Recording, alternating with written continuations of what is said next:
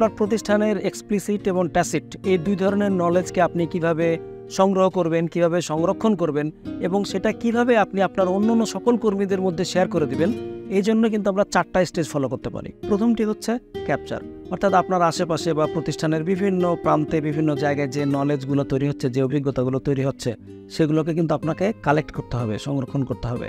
এটার জন্য কিন্তু একটা ভালো যদি স্টোরি টেলিংয়ের মতো একটা কালচার থাকে, গল্প বলার, গল্প শোনার, তাহলে এটা খুব ভালোভাবে হেল্প করে। এরপরে হচ্ছে ক্রাফট, অর্থাৎ সেই যে আপনি র ডেটা পাচ্ছেন, অভিজ্ঞতা পাচ্ছেন, নলেজ পাচ্ছেন, সেটাকে ন্যারেটিভ আকারে সাজাতে হবে।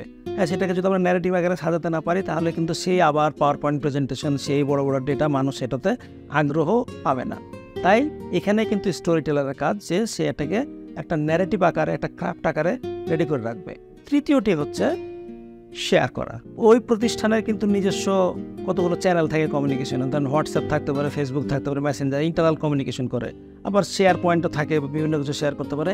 এই জায়গাগুলোতে বা প্রেজেন্টেশনের মধ্যে বা মিটিংয়ের মধ্যে এই জিনিসগুলো শেয়ার করতে হবে সবার মধ্যে। এই চতুর্থ বা শেষ পয়েন্টটি হচ্ছে এনগেজ করা। শুধু আমি গল্প বলে গেলাম, শেয়ার করলাম নলেজ, কিন্তু সবাই জানলো, কিন্তু এটা নিয়ে আলোচনা চলতে থাকবে। এটা নিয়ে একটা মতামত আছে, আরেকজন আরেকটা মতামত দিবে, এটা নিয়ে কথা বলবে, ডিবেট হবে। এইভাবেই কিন্তু আপনি আপনার নলেজ ম্যানেজমেন্টটাকে প্রতিনিয়ত সমৃদ্ধ করতে পারেন।